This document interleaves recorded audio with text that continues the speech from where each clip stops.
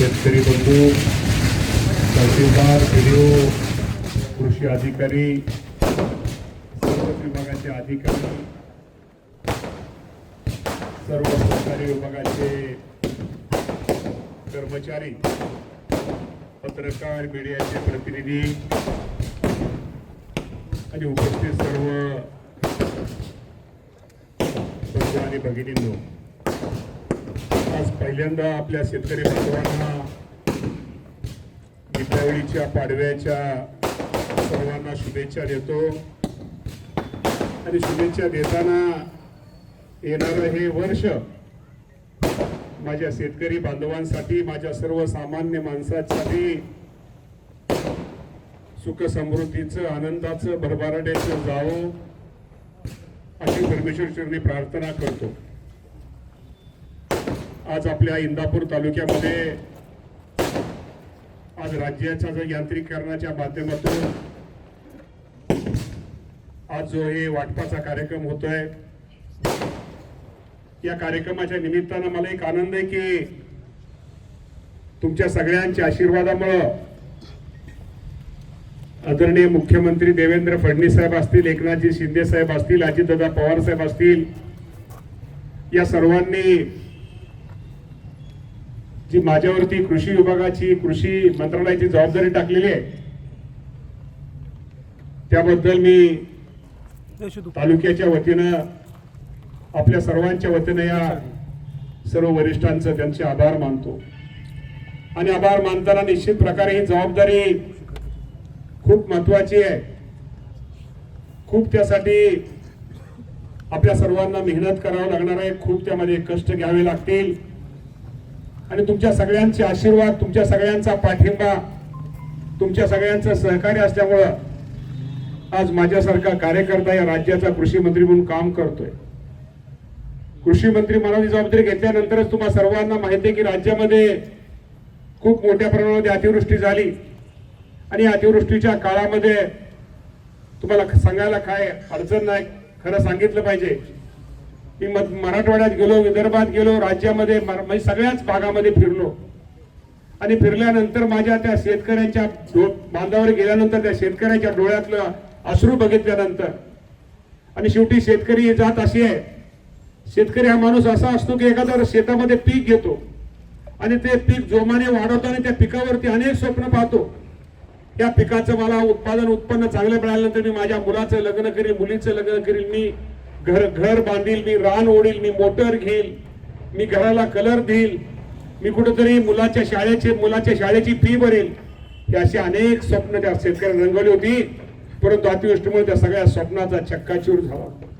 ते सगळं दृश्य बघताना आपल्या सुद्धा डोळ्यात, शेवटी आपण पण शेतकरी आहोत, एक डोळ्यात पाणी आलं. आणि निश्चित प्रकारे या शेतकरी बांधवांना काहीतरी शेवटी उभा केलं पाहिजे, या शेतकऱ्यांना कुठेतरी सहकार्य केलं पाहिजे, मदत केली पाहिजे. ही भावना या राज्याचे मुख्यमंत्री, दोन्ही उपमुख्यमंत्री हे पण स्वतः शेतकऱ्यांच्या बांधावरती गेले आणि बांधावरती जाऊन निश्चित प्रकारे शेतकऱ्याला कशी भरीव मदत करता येईल त्यासाठी आपण प्रयत्न केलेले आहेत. आणि त्यामुळे राज्यामध्ये साधारणतः आज अजून प्राथमिक अंदाज आहे, साधारणतः 1,80,00,000 एकर क्षेत्राचं नुकसान या राज्यामध्ये झालं. म्हणजे साधारणतः 30% नुकसान झालं तर म्हटलं तरी वावगं होणार नाही. आणि त्यामुळे निश्चित प्रकारे या राज्याचे मुख्यमंत्री देवेंद्र फडणवीस साहेबांनी जी 31,628 कोटी रुपयाची जी शेतकऱ्यांना मदत दिलेली आहे, त्याचं काम टप्प्यात आज काम सुरू आहे. काही ठिकाणी मदत मिळालेली आहे, साधारणतः 8,400 कोटीच्या आसपास आपण कालपर्यंत मदत केलेली आहे. कालपर्यंत GR निघालेले. अजून एक काम हे युद्ध पातळीवर चालू आहे. पूर्वी आपल्याला 2 हेक्टर होतं, पण आता 3 हेक्टर घेतलेलं आहे. तर वाढीची माहिती आपण घेतोय. त्याचप्रमाणे जिथं म्हणजे मला तुम्हाला एवढंच सांगायचं आहे की त्या शेतकरी बांधवांना ज्याचं नुकसान झालंय त्या सगळ्याचे पंचनाम्याचे काम अंतिम टप्प्यात काही जिल्ह्यातले आहे. ते पंचनाम्याचं काम पूर्ण झाल्यानंतर माझ्या राज्यातल्या शेतकऱ्याला ही मदत ही निश्चित प्रकारे शासनाच्या वतीनं ही केली जाईल. हे पण आज आपल्या माध्यमातून मी सर्वांना शेतकऱ्यांना आश्वासित करतो. आणि त्यांना या माध्यमातून एवढं सांगतो की हा कार्यक्रम हा कृषी विभागाचा आहे, हा शेतकऱ्यांचा कार्यक्रम आहे आज. त्यामुळे निश्चित प्रकारे त्यांनी धीर धरावा. शेवटी शेतकऱ्यावरती अशी अनेक संकट आली म्हणून आपण घाबरून जायचं नसतं. शेवटी काय मानवाचं संकट आहे, निसर्गाचं संकट आहे. आणि आपल्या सर्वांना माहिती आहे की पाऊस आपल्याकडे सुद्धा पाऊस पडतो पण एका दिवशी एका वर्षाएवढा पाऊस पडल्यामुळे खरं तर नुकसान हे खूप मोठ्या प्रमाणात झालेलं आहे. त्यामुळं निश्चित त्यांना काळजी करू नका सांगतो मी. आम्ही त्यांना तुमच्या माध्यमातून आश्वासित करतो. आणि तुम्हाला इंदापूरकरांनी माझ्यासारख्यावरती एवढं प्रेम दिलेलं आहे, तुम्हाला इंदापूरकरांनी माझ्यावरती एवढं प्रेम केलं, एवढा आशीर्वाद दिलेला आहे. त्यामुळे तुमच्या जीवावरती, तुमच्या पाठिंब्यावरती आज माझ्यासारखा कार्यकर्ता महाराष्ट्रामध्ये काना कोपऱ्यामध्ये, विदर्भ असू द्या, मराठवाडा असू द्या, तुमच्या सगळ्यांच्या आशीर्वादामुळे आज फिरतोय, लोकांशी मत जाणतोय. शेवटी कुणी आईच्या पोटातून शिकून येत नाही, पण आज तुमच्या इंदापूरकरांमुळे मला तुम्ही 3दा संधी दिली, त्यामुळे शक्य झालं. नाहीतर मला तरी काय मराठवाडा आणि विदर्भात कुठल्या शेतकरी दुःख कळालं नसतं. प्रत्येक ठिकाणचं वेगवेगळं पीक आहे, प्रत्येक ठिकाणचं वेगवेगळं हे शेती करण्याची पद्धत वेगळी आहे. पण निश्चित प्रकारे आपल्या माध्यमातून तुमच्या आशीर्वाद निश्चित प्रकारे भविष्य काळामध्ये चांगलं काम करण्याचा प्रयत्न करतोय. आज यांत्रिकीकरण तुमच्या आशीर्वादाने कृषी मंत्री झालोय. जी यांत्रिकीकरणाची जी राज्य सरकारची जी योजना आहे त्या योजनेमध्ये साधारणतः मी तुम्हाला सांगतो महाडीबीटी पोर्टलवर प्राप्त अर्जानुसार प्रथम येणाऱ्यास प्रथम प्राधान्य तत्वानुसार आपण मंजुरी दिली. मंजुरी किती दिली तुकाराम? मंजुरी दिली 44,77,000 शेतकऱ्याला राज्यामध्ये आपण मंजुरी दिलेली आहे. त्याचं वैशिष्ट्य काय? हे मंजुरीमध्ये तुमचं माझं इंदापूरकरांचं नाव वाढलं ना. कुणीतरी म्हणतेला कृषी मंत्री असताना एक राज्याचा मुख्यमंत्री आणि दोन्ही उपमुख्यमंत्री सहकार एक ऐतिहासिक निर्णय घेतला. शेवटी तुमचा पाठिंबा नसता तुम्ही काहीच करू शकलो नसतो. शेवटी मला माहित होतं की 2-2, 4-4, 5-5 वर्ष शेतकरी कृषी विभागाचा हेलपाट मारतोय. आमचा नंबर कधी येईल मी विचार करतोय. त्या शेतकऱ्याला पाठिंबा देणं, त्या शेतकऱ्याला सहकार्य करणं हे आमचं कर्तव्य असतं. आणि कृषी मंत्री म्हणून तुम्ही मला खूप शिकवलंय, खूप तुम्ही मला तयार केलंय. शेवटी मला माहित आहे शेतकऱ्याचं दुःख काय, कारण मी पण प्युअर, तुम्हाला माहिती आहे मी पण प्युअर शेतकरी आहे. त्यामुळे यांत्रिकीकरणाच्या माध्यमातून मी स्वतः मुख्यमंत्री दोन्ही उपमुख्यमंत्र्याला विनंती केली. आणि आज हे खूप मोठं ही योजना आपल्या शेतकऱ्याला त्याचा फायदा होणार आहे. आणि या योजनेच्या आपल्याला मुदत किती दिवस अजून आपली मुदत अजून काय असतील सगळ्यांनी त्यामध्ये लाभ घ्यावा. शेवटी कृषी मंत्री तुमच्या घरचा आहे, तुमच्या कुटुंबातला आहे. त्यामुळे कुटुंबातला असल्यामुळे निश्चित प्रकारे आज आपण त्या बाबतीमध्ये निश्चित प्रकारे आपण काळजी घेऊया. आणि शेतकऱ्याला कसं जास्तीत जास्त मदत राज्यातल्या तर आपण करूया, जिल्ह्यामधले करूया. शेवटी ज्या तालुक्याने मला मोठं केलं, ज्या तालुक्याने मला माझ्या सुखदुःखाच्या काळामध्ये ज्या माणसांनी, ज्या शेतकऱ्यांनी मला साथ दिली, मला सहकार्य केलं, त्या तालुक्याचा सुद्धा निश्चित प्रकारे कसा त्याला तालुक्यामध्ये जास्त या योजनेचा फायदा होईल, तिथं मग शेतकऱ्याला कसा लाभ होईल, ही माझी भूमिका असल्यामुळं आज आपल्या तालुक्यामध्ये साधारणतः विचार जर केला तर साधारणतः 23,597 शेतकऱ्यांची आपण तालुक्यामध्ये त्यांची निवड केलेली आहे.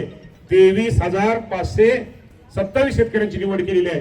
त्या सर्वांनी त्यामध्ये त्यांनी भाग घेऊन त्या योजनेचा फायदा घ्यावा. आणि अजूनही कृषी विभागाच्या माध्यमातून जे जे काय आपल्या तालुक्यासाठी करता येईल, जे जे काय आपल्या तालुक्यासाठी आणता येईल तो आणण्याचा प्रयत्न माझ्यासारख्या कार्यकर्त्यांचा प्रामाणिकपणे राहणार आहे. खरं तर मला वाटतं बोरीचे मगाशी शेतकरी होते, कुठे गेले खरं सरपंच वगैरे, बोरी करके सगळे पाठिंबा बसलेत. तुम्ही जर म्हणला की इथं अजून चांगलं नवीन काहीतरी आपल्याला कृषी प्रदर्शन वगैरे भविष्यामध्ये शेवटी कृषी मंत्री मी आहे, शेवटी काही गोष्टीमध्ये मला अधिकार आहेत. तुम्ही म्हणला की राज्यामध्ये काय नवीन नवीन शेतामध्ये प्रयोग होत आहेत, काय शेतकरी राज्यामध्ये काय काय नवीन नवीन करतायत, त्यामध्ये माझ्या इंदापूर तालुक्यातल्या शेतकऱ्याला कसा जास्त फायदा होईल, इंदापूर तालुक्याच्या शेतकऱ्यांचं कसं कल्याण होईल, शेतकरी म्हणजे पिकामध्ये वाहनामध्ये कसा बदल करून जास्त कसं उत्पादन मिळेल, यासाठी सुद्धा निश्चित प्रकारे येणाऱ्या काळामध्ये भविष्यामध्ये एक चांगल्या प्रकारचं कृषी प्रदर्शन माझ्या इंदापूर शहरामध्ये आपण निश्चित प्रकारे लोकांसाठी, शेतकऱ्यांसाठी उपलब्ध करून देऊ. ते देऊ हे सुद्धा आजच्या कार्यक्रमाच्या निमित्तानं आपल्या सर्वांना आश्वासित करतो. निश्चित प्रकारे आज आपल्या मी आता जास्त आपल्या इंदापूर तालुक्यात आता मी काय जास्त सांगत नाही. ज्याचं नुकसान झालंय त्याला निश्चित प्रकारे मिळणार आहे. कदाचित तुम्हाला आकडे तुम्ही घेतले असतील का नाही घेतले, कुणी ज्याचं नुकसान झालंय त्यांनी घेतले असतील. साधारणतः मे आणि सप्टेंबर पर्यंत साधारणतः आपल्या तालुक्यामध्ये एकूण 11,941 हेक्टरचं बाधित क्षेत्र आपलं होतं. आणि साधारणतः 33,457 शेतकरी आणि एकूण रक्कम 1,94,00,000 रुपये हे इंदापूरसाठी बाबांना मंजूर झाले. आणि अजूनही काय थोडं मागं आकडे आहेत ते पण आपल्या सगळ्यांना निश्चित प्रकारे ते जमा झाले ना. मामाची आठवण ठेवा. त्यामुळं निश्चित प्रकारे असा हा खूप चांगला कार्यक्रम आहे. बाबांनो, शेतकरी आपली जात आहे, शेतकरी आपण बंधू नाही. शेवटी आयुष्यामध्ये काय असतं, शेवटी प्रत्येकाला टेन्शन, तकतक, दगदग त्या आयुष्यामध्ये सगळ्याला आहे. प्रत्येकाला दुसऱ्याचं चांगलं वाटतं असं काय ना, सगळ्याचं सारखं आहे. त्यामुळे हा खूप चांगला कार्यक्रम आज शेतकऱ्यांसाठी कृषी विभागाच्या आमच्या गरगडे सेक्टरच्या सगळ्या टीमनी आयोजित केला. त्याबद्दल मी कृषी विभागाच्या सगळ्या अधिकाऱ्यांचं, शासकीय अधिकाऱ्यांचं, सगळ्यांचं मी पुन्हा एकदा म्हणजे पुणे जिल्ह्याला 98,20,00,000 रुपये शैलेशशी झालं. पुण्याला